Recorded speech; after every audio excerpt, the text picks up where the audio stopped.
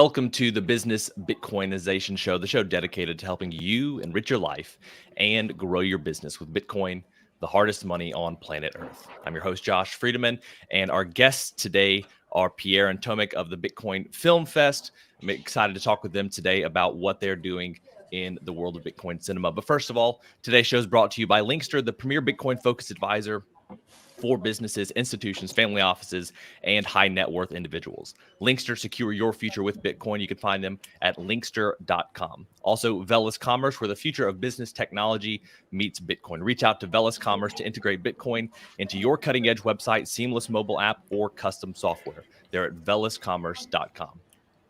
Pierre and Tomek, welcome to the podcast. Hey, Josh, how are you? Thanks for having us. Absolutely. So I like to start off every single interview with a few questions that help us to get to know you a little bit better and give us some insight for our own lives. So you ready for these?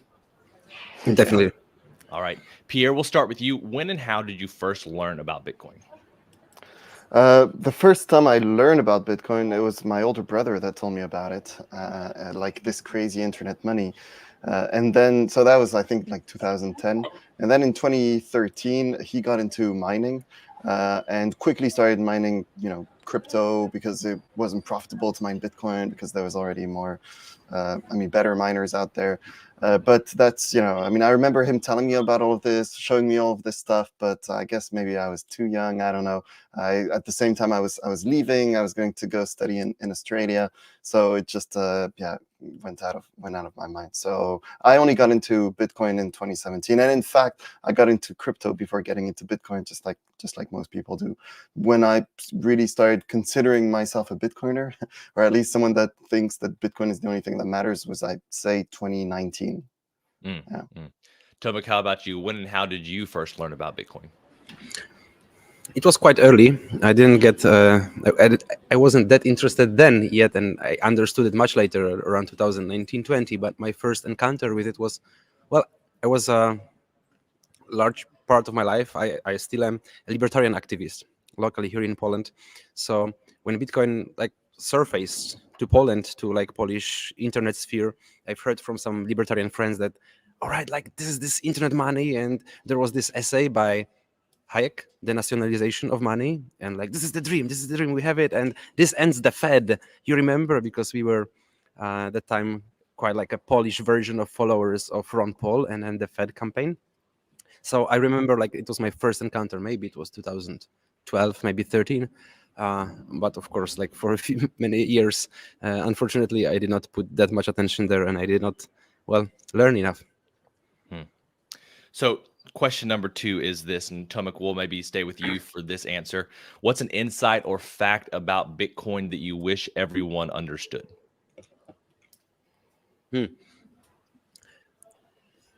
Probably, I would say it would be the fact that the strength of Bitcoin, all right, it relies on decentralization, it relies on energy, it relies on cryptography.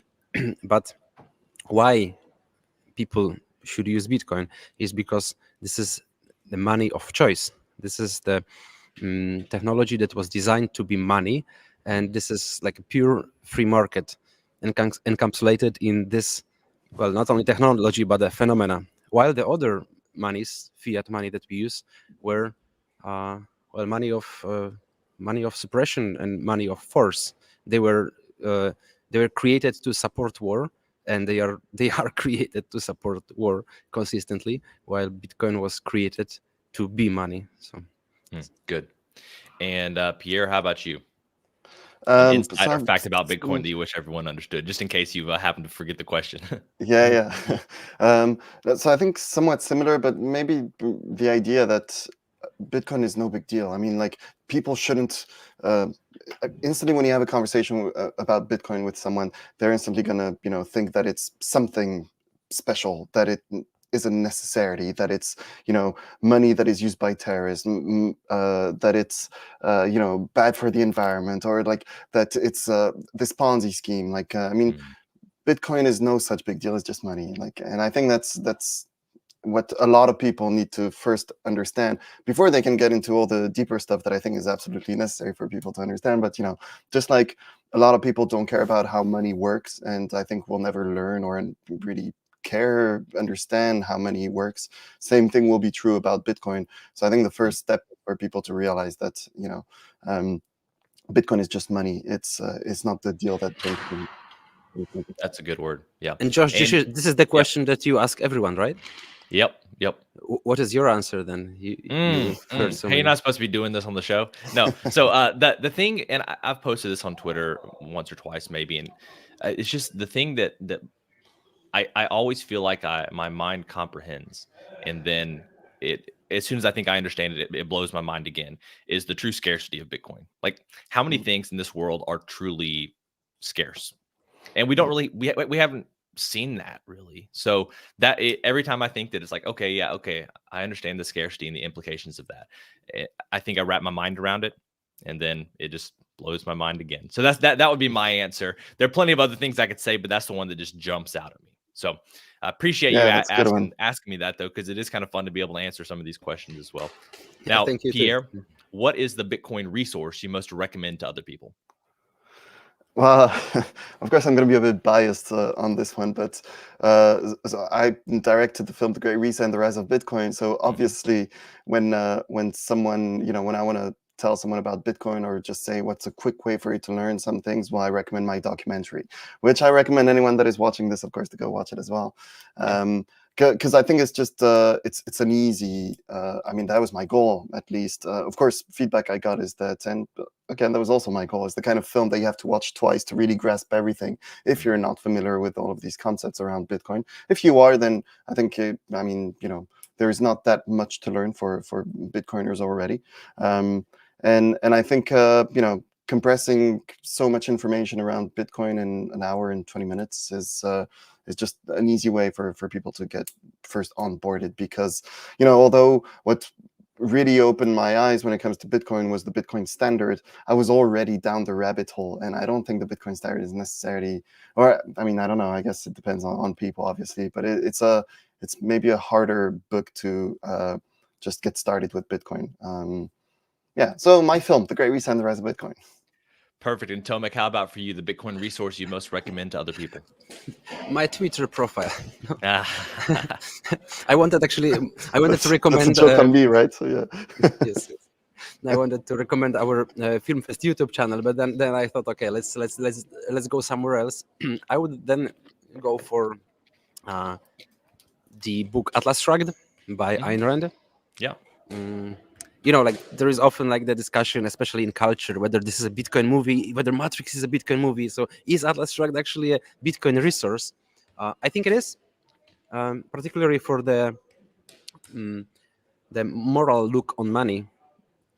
And like, of course, Atlas Shrugged is much more than about money. It's about your life philosophy and what is able to achieve for a human being and what is moral to achieve, and how there is no contradiction between them. But also there is one very nice passage, the money speech by Francisco D'Anconia, that is sometimes quite often, I think, like retweeted and shared in Bitcoin circles. It is one of the, it's not the John Galt speech, which lasts for 300 pages. This one has only like 40 pages, but it's really worth reading. Kind of answering question, not what is money, but why money is good. And I think all of us, we need, probably like all of us, we already have it, but it's important to have like the moral ground that you are fighting on a moral ground as well, that that what you're doing is good, that it's not burning swimming pools, that it's not in oceans, that it's not stealing for somebody else or even like from future generations because you are here and it's a Ponzi scheme you are earlier. No, you need to know that, I mean, I cannot tell you what you need to do, but it's really good when you know that what you are doing is ethically good. It gives lots of inspiration, fuel, and certainty in life. So Atlas Shrugged is my Bitcoin resource. Excellent. And then one quick note for people there, because Totally agree with that. I love the book. I've listened to it. I like audiobooks just because I can do other things at the same time, but I've listened to it multiple times. There is Multiple times. It would take like a year. my friend, I listen at 2.5 times speed. I can listen to almost any book inside of a week. Whoa. But there is an abridged version that the normal audiobook is like 55 hours long, depending on the reader. There's an abridged version that people can listen to that's 11 or 12 hours long, and I could not discern that much of a difference. So they somehow cut out 80% of the material, and it's still just as good. You miss some of the speeches; they're truncated. But if what's getting in between you and reading or listening to Atlas Shrugged is the length of it, then definitely check out the abridged version, and hopefully that'll interest you enough to where you'll listen to the full one in the future. Question number 4 is this: beyond Bitcoin, what's a resource, tool, or idea that's been helpful to you or your work at Bitcoin FilmFest recently? Tomek, let's start with you. That has been valuable to me. Well, Yeah. I'm a fan of prediction markets concept, and it's been helpful in my career and also in my understanding of market price discovery and price systems. Prediction markets is a concept where you could trade information, where when payout on the contract, on information contract, it is strictly dependent on a certain event in the future. So and then if you have some such future contracts based when payout is based on information, then the price of such contract is almost, well, it's the estimate of probability of such event to happen. And like I think besides Bitcoin, this technology is something that world needs, because as humanity, it's always, I mean, for each of us, it's always great to know what's happening in the future, to estimate some risk, to make any decision in life. We estimate some future, and if we because currently the biggest challenge is legal, it's not technology anymore, to have open prediction markets. And if we overcome these challenges and we let humanity to have open prediction markets, open information markets, I think it puts us as society on a next level of communication, of our species, right? Excellent. Very interesting. All right. So Pierre, how about you? A Bitcoin or a outside of Bitcoin, a resource, tool, or idea that's been helpful to you or your work at Bitcoin FilmFest recently? Yeah, so in general, I think a tool, but it's very linked to Bitcoin, obviously, although for us Bitcoiners, it's linked to Bitcoin. But for other users, it might not. It's Nostr, and the use of Nostr and trying to build things on Nostr. That is just pretty fascinating, I think. I know that Tomek agrees with me because we talk about this stuff a bunch, simply because it just changes different interactions we can have with apps and such, which I think is, I mean, it's just interesting. And even, me, myself being a programmer as well, being able to create an app where your entire user management is handled via Nostr is pretty interesting, because you can create an account, you can update your info, and then you can log it into any other platform, and the same thing is there. And I mean, it just leads to a lot of reusability, which is just kind of fun to build on. And so Tomek himself, he's also experimenting a lot with Nostr and different new tools that exist out there that we're also trying to use and leverage for the Bitcoin FilmFest, such as different events that Tomek set up on platforms like Flockster and the such, to generate some sales this way, but just communicate about this in general. I mean, if we're all about these kind of techs in the Bitcoin space, then I think we have to try and use them where we can. All right. So Pierre, now we have our final, what we call our arbitrary but insightful question. And it's this: as a general life principle, is it better to ask why or why not? I think why, because why not is only in the case where you're trying to argue or defend something, whereas why can be used in that case too, all while just trying to be open about different situations, right? If someone tells you no, you can say why instead of why not. But also, if someone tells you anything, whatever new concept, you can always go and ask why, which is just a more open question, I think, than why not. And Tomek, how about you? As a general life principle, is it better to ask why or why not? Well, I think philosophically you just need to first answer the question why to know why not, or answer some more important questions why, than to say why not something. But as a life principle, well, definitely it's better to pursue something than avoid something, because then you choose the object that you pursue, but usually the object that you avoid, it chooses you. So I prefer to be in control of this choice. Good stuff. Mhm. So now we're going to move to our sponsors before we get to the rest of our conversation about the Bitcoin Film Fest. Let me take a second to share a bit about Linkster.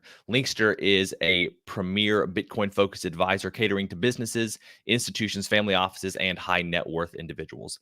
They merge your unique financial goals and needs with Linkster's Bitcoin expertise to craft your own sustainable plan to preserve and grow the value of your hard-earned profits and retained earnings. At Linkster, it's not just advice, it's tailored execution. Connect directly with the founder by visiting linkster.com. That's LYNCSTER.com. Linkster, secure your future with Bitcoin. Today's episode is also proudly brought to you by Velis Commerce, where the future of business technology meets Bitcoin. As we journey through the era of Bitcoin and its transformational impact on businesses, there's one name that stands out: Velis Commerce. Whether you're looking to build a cutting-edge website, a seamless mobile app, or custom software, Velis is your go-to team. They've been diving deep into the world of Bitcoin since 2014, making them one of the most experienced groups for integrating Bitcoin and Lightning payments into a variety of digital platforms. What really sets Velis Commerce apart is the wealth of knowledge they bring to each project, ensuring your project success from day one. Their team understands the nuances of Bitcoin and makes sure that your business stays ahead of the curve. And for all business Bitcoinization listeners, Velis Commerce is offering a free consultation to kickstart your project the right way. So if you're ready to future-proof your business in the coming age of hyper Bitcoinization, head over to veliscommerce.com or reach out on Twitter at Velis Commerce. Let's make sure your business thrives in the Bitcoin era. All right, gentlemen, thank you so much for hanging on here. So today we're going to be talking about the Bitcoin Film Fest. I'm interested to hear more. I think it's one of those things that a lot of Bitcoiners have probably seen, whether it's on Twitter, heard people talk about it. But today we're going to get a little more information. So Tomek, let's start off with you if we can. Tell us a little bit about the Bitcoin Film Fest and sort of what you are looking to do through this project. Bitcoin Film Fest started as a film, as the name indicates, a film festival. We, with Pierre, did with a very quick notice, did a small, cozy but well done, actually, film festival. The first probably of such scales for Bitcoin, in such scale for Bitcoin only community. But eventually it developed into an initiative that tries in various ways. We try to promote and foster growth of Bitcoin cinema through podcasts, being guests. Thank you for invitation. Being hosts of some online and live meetups, arranging screenings at various conferences. There is few larger things, major things on our roadmap, and we plan to build an alternative Hollywood with an orange lenses. But as for now, we focus on Bitcoin Film Festival 2024, which is in April in Warsaw. What I'm looking by myself there, well, I love Bitcoin. I always loved cinema. I love organizing events. And when I met with Pierre, it was a Bitcoin meetup in November last year, over a year ago, a bit. We met, and like during that month, through our Bitcoin Maxi meetups that I organized in Warsaw, we met few interesting people and inspiring that we decided, okay, let's do it. And like by doing so and actually executing it, well, it gives you really lots of power, lots of satisfaction that you delivered something. So that's what fuels me to continue doing that. But also after our film festival, why we are not just a film festival, because was really positively surprising what happened after we organized the Bitcoin Film Fest 2023 in March in Warsaw, which was a follow-up after that, because so many Bitcoiners from around the world started messaging us like, hey, I'm shooting a movie in Azores, I need actors. Hey, we are organizing filmmaking workshops, do you want to participate? Hey, I'm looking for funding. Hey, come to our conference.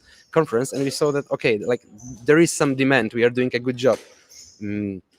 So it gives me satisfaction. That's why I do it. But also, I can see that this industry is still a bit nascent. The industry, meaning Bitcoin films, Bitcoin cinema. Of course, Bitcoin is also nascent, like it's just 15 years. So, what can we expect?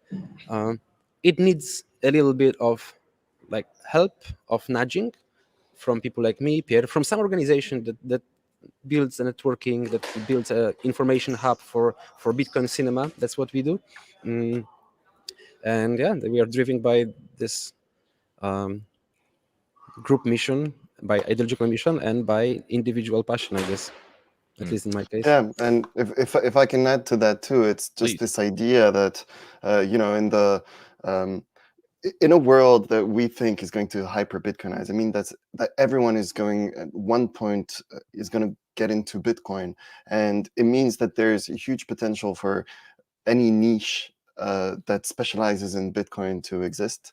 And with everyone, including from the cinema world, because we have a few in our network that are professionals, including from Hollywood, that are also Bitcoiners. Well, these people, they have their center of interest that is filmmaking, their other center of interest that is Bitcoin, because we tend to obsess about this when you truly get orange pilled.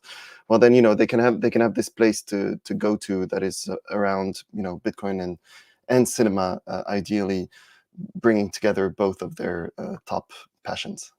Yeah. And so Pierre, I'm sort of curious here. What are the skill sets that each of you brings to the team? Do you both come from an artistic cinema background, or do you bring complementary skill sets to the founding of the Bitcoin Film Fest? So I think, that I know of, I don't think Tomek comes from an artistic background, although he does play music. And he even did a concert last year at the conference he was organizing at the same time as the Okay. Bitcoin Film Fest. But so I think this is mostly the skill set that Tomek has, that is organization. Like, he knows how to do stuff like that, whereas I don't. Right? So that's yeah. I mean, I'm trying to learn and follow and stuff, but there's just this extra energy and this level of craziness that I know I'm lacking, that Tomek has, and really brings with his passion and expertise, like the right way of doing that. Me, I mean, yeah. So I did a Bitcoin documentary, one of the most watched, in fact, and I think I bring more of this artistic touch, I guess, but I don't consider myself an artist at all. Like, it was the first film. I am, Does that have a I've negative worked. connotation for you? No, not at all. Actually, I think it's positive, right? And I do think that a lot of the stuff that I do is extremely creative, right? But when it comes to the artistic side of things, I tend to let other people take care of that. I just guide with my ideas, and people can actually create art. That's just I have better ideas than actually being able to do the artsy elements. Yeah, but So there's Pierre who brings to Bitcoin Film Fest the knowledge about filmmaking, yeah, the knowledge how it looks behind the scenes, because Mhm. we can guess, oh, hey, filmmaker, bring us a film, we will show it in the cinema. It's much more complicated, and Pierre also knows people in the industry, so this is our film guy. yeah, That's great. I exactly. mean, yeah. Having made a film, obviously, you learn some stuff. Applied to film festivals, was accepted in different film festivals, including in Florida and such. So it's it's the kind of experience that, of course, can bring a lot. And again, it puts me, one of the people that is at this intersection. Mhm. It's all about Bitcoin, but I like cinema in general. I'm working on a second documentary project, and I think that's yeah. But my background, though, has nothing to do with that. It's corporate programming, like this kind of stuff. Yeah. So I think throughout the course of this interview, I'd like to know about some projects that Bitcoiners should be aware of. Maybe talk a little bit about the artistic side of the Bitcoin world. Even though you said you don't consider yourself too much of an artist, you're certainly a creator. Maybe before that, though, since we're here to talk about the Bitcoin Film Fest, if we could go back over to you, Tomek, just what should people expect when they show up? What's the event going to be like? You already have some years of experience with this. And so what does 2024 look like in particular? And I'm sure it's going to be a big party with the halving as well. Yeah, so we have just 1 year of experience, and next year is still being planned, because besides the Bitcoin Film Fest, we are arranging the European halving party. Mm-hmm. And the halving party, as you might know, you might guess, it's not just a Bitcoin conference, but it's the place where we can network and celebrate. While one of the major points of the agenda would be the Bitcoin FilmFest. So we do it in the Palace of Culture in Warsaw, which is probably the most iconic building in Poland, for sure in Warsaw. And it's right in the center. It's huge, and the cinema is a really grand venue. This is the place where actually Polish cinema premieres, and this is a place where Bitcoin Film Fest premiered, and that's where few premieres will be played in April 19, 20, and 21st, 2024, because there is around, we expect now around 12 movies to be screened, which are like Wow. movies, I mean, like longer than 30 minutes. I guess like not all of them would deliver on time. Some of them would need to premiere somewhere else. But then we can make some presentation from the creator, just showing clips. And sometimes people prefer that than just watching a film for 1.5 hours. So the program will be quite various. For sure, you would see almost everything that happened in Bitcoin cinema in the last year, because we are in good touch with the filmmakers, and they all can't wait to come and screen in Warsaw. But but the European Halving Party will also consist of course, party, of course, some panel discussions and networking games. We plan also to start something that we call halving games, because Okay. this is a bit crazy concept, and we still trying to figure the most elegant way to organize it. So what is it? We figure that this is just the fourth halving, and next halvings probably will be bigger events. I predict that Bitcoin will be bigger phenomena. Bitcoin halvings also will be bigger, and the next one will be even bigger. And it happens every 4 years. It's like the main point in Bitcoiners' calendars. Some kind of like, for a long time of Western civilization, there was Olympics, was every 4 years, a major part of calendar. And instead of Olympic Games, let's do halving games, meaning let's start some tradition, let's start something that we could replicate across other halving parties that are next year. And we are in good touch with guys from Santorini, from Connecticut, Thailand, New Zealand, Salvador halving party, and they are also up for that, to at least do something similar that we could call a halving game, and that also could be easy to replicate in the next 4 years and next 4 years. And our dream is that in 100 years, somebody will look back at halving games and will think, okay, where it started? Yeah, it was Warsaw. So we will try, meaning halving games, we will try to gamify the event. There will be few competitions, like we want to organize Bitcoin Bowling World Championship. There will be some quiz. There will be, of course, we will count some attendance to Bitcoin films. Bitcoin films also will have awards for best Bitcoin films. I'm not sure even how we can do it in 3 days. So like we need to make the day like 36 hours to fit It's all gonna of be a our packed ideas schedule. in the agenda. Packed schedule. Definitely book April 20, 19, and 21st in your calendars. But why? Also, I wanted to say why we figured it's a very artistic maybe concept. Mm, you have to choose the date for Bitcoin halving. You don't know when halving happens, right?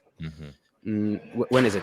I mean, we know it happens when the block number 840,000 is mined, and the halving and the reward is being cut in half. But when exactly in the calendar? The guys from Salvador, who do probably the biggest halving party on planet next year, they booked the venue last year, and they say it's gonna be 3 to 5, 5th, I think 3rd to 5th of April. You need to make a bet when it's happening. Of course, you cannot. You don't have to be exactly on halving, but our bet is, and we want, and knowing Bitcoin's magical superpowers, is that this fourth halving on block 840,000 would happen on 420 2024. Halving number 4, 840 times 2 is also 420, and 420 also has some connotations. So we Which hope, some Bitcoiners like, others don't. but definitely party we can promise will be fun. Yeah, excellent. Okay, that's very cool. I appreciate you sharing all that. Now, Pierre, I do want to talk a little bit about Bitcoin films as well. You've already talked about yours a little bit, but for those who Hmm. haven't seen it yet, The Great Reset and the Rise of Bitcoin, it's been, uh, I think the first time I watched it may have been last year. I'm trying to remember exactly when. It's been a minute, so I think it just for anyone who either has watched it in the past or didn't even know about it before today, it might be helpful to kind of get the lowdown on your film, as well as some projects that are on the horizon that you feel like people should be staying aware of, making sure that when they come out, those projects are being watched as well. So the Great Hmm. Reset, as well as other ones on the horizon that people need to be aware of. Yeah. So the Great Reset and the Rise of Bitcoin. It's the whole idea of it was that part of what I was discovering when learning about Bitcoin, and also what everyone was talking about during the last cycle, was that inflation, and Bitcoin is the hedge for inflation, and that's something that I understood just a year or 2 years before making the film, and I thought it was an important topic. And on top of that, there's this video that was created by Ray Dalio that is called "How the Economic Machine Works," where he explains three things that central banks do whenever there's a change in the debt cycle, and explaining the long-term and the short-term debt cycles. And so that's really what I wanted to cover, and then explain how Bitcoin fits in that context, which worked out really well. I ended up packing even more stuff because what's difficult when you make a film like that is that you could literally never end it, because there's always more information, there's new things that you could pack in there. But I also went into covering precisely how Bitcoin works, covering some elements of the Lightning Network, the impact the usage of Bitcoin, of energy, and also its impact on the environment, and just trying to kill some of this FUD. But then bringing it all back to Bitcoin in the context of the future of our economy in this debt spiral that we're in. Which resonated a lot with a lot of people. I even had a lot of finance professionals that told me, "You nailed it," which is quite flattering, because sure, I studied finance, sure, that's the kind of stuff you research, etc. But putting yourself out there with these kind of things is always a bit. You never know. If you say something stupid, then it's yeah. And of course, on YouTube, a lot of people had these kind of emotions, and enjoyed arguing about this or that point in my film, which is it's always positive and good to be able to exchange on these kind of things with people.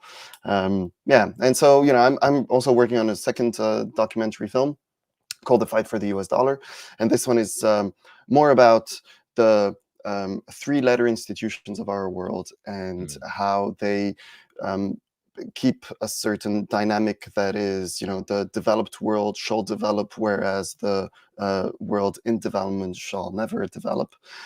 And also simply why? Because it's all for the dollar, and these organizations work together in order to support the dollar and the system that we're in that will eventually fail. And Bitcoin could, that's the argument, could be an important part of this new financial system.